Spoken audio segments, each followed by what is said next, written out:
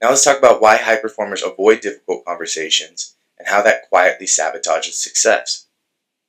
High performers struggle because of the conversations they don't have. This is the part that nobody wants to admit. Most high performers are incredibly capable when it comes to execution. They work harder, they take responsibility, they figure things out. They push through discomfort when it comes to training, building, creating, or even leading.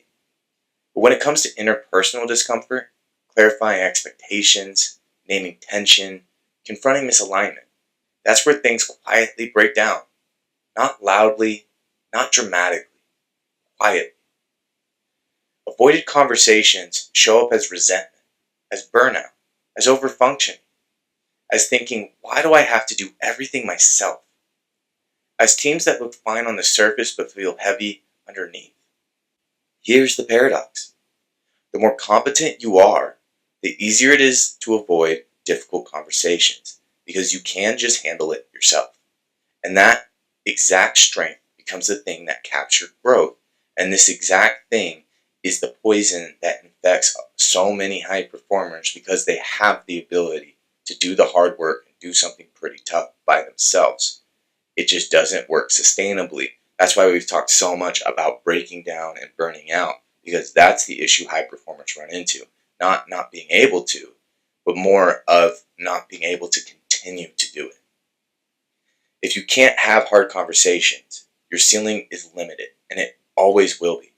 Not because you're weak, but because the leadership, trust, and alignment are built through moments most people would rather avoid.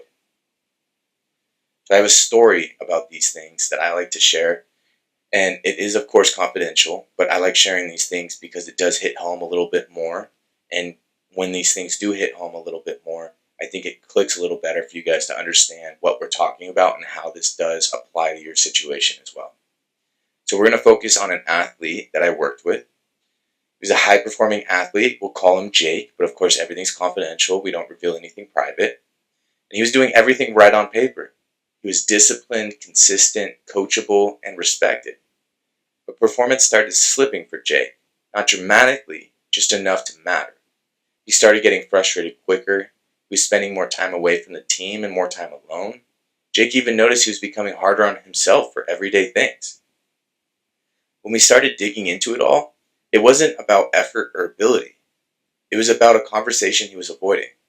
There was ongoing tension with a teammate, subtle stuff, missed cues, frustration during training, a growing sense of I don't trust that they'll show up when it matters. Instead of addressing it, he did what high performers often do. He trained harder. He took on more responsibility. He internalized it. The cost wasn't obvious at first, but over time it showed up as a mental fatigue, frustration, and a constant low-level pressure that never shut off. The breakthrough wasn't some perfect script or clever phrasing. It was realizing the conversation wasn't the threat, avoiding it was. Once Jake addressed the issue directly, calmly, clearly, and without attacking, the tension lifted. Not because it was comfortable, but because it was honest. After that, performance stabilized. Trust improved. Energy came back. The lesson was simple but powerful. What you avoid costs you more than what you face. Don't be afraid to face your fears and have the conversation in your life that you're fearing. There is a real cost of avoiding difficult conversations. Most people think they're avoiding difficult conversations to protect something, whether it's peace, relationships, productivity, or momentum. What they're actually doing, though, is creating emotional debt. Every avoided conversation adds interest. That interest shows up as the mental load you carry into training, meetings, and home, or the rumination after interactions. Even having regularly short patience with people you care about, or even quiet disengagement altogether. Your nervous system doesn't forget about it just because your mouth won't talk about it. People often tell me, I don't want to make it worse. But here's the truth. Avoidance doesn't freeze the situation. It lets it decay. That's why people often feel relief after hard conversations, even when they don't go perfectly. The body relaxes once clarity exists. Clarity beats comfort every time. We've talked about it before. Clarity is kindness. Avoiding difficult conversations may provide temporary relief, but it often leads to a cycle of compounding professional and personal costs. Research emphasizes that the long-term price of silence far outweighs the short-term discomfort of direct dialogue. Financial and operationally, it can cost enormously though. This can occur through wasted time and productivity. Unresolved issues cause team members to spin or second guess themselves, leading to a significant time loss. Some estimates suggest avoiding one difficult talk can cost a company over $7,500 and 7 workdays and lost efficiency. And that's just one difficult conversation. Imagine if this becomes a pattern and this happens on a weekly or even monthly basis. It can also lead to high turnover expenses. When leaders fail to address underperformance or toxic behavior, high-performing employees often leave out of frustration. The high-performing employees are typically the first ones to see it.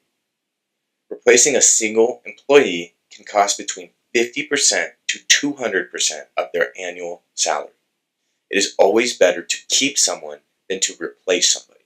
It costs more money and you have to rebuild things, retrain things, and then you have all of the things that fall through the cracks as you guys are trying to bridge that gap of getting someone else onto the team.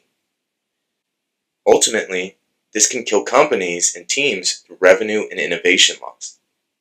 High-trust organizations see up to 50% higher productivity and 106% more energy than those where communication is stifled.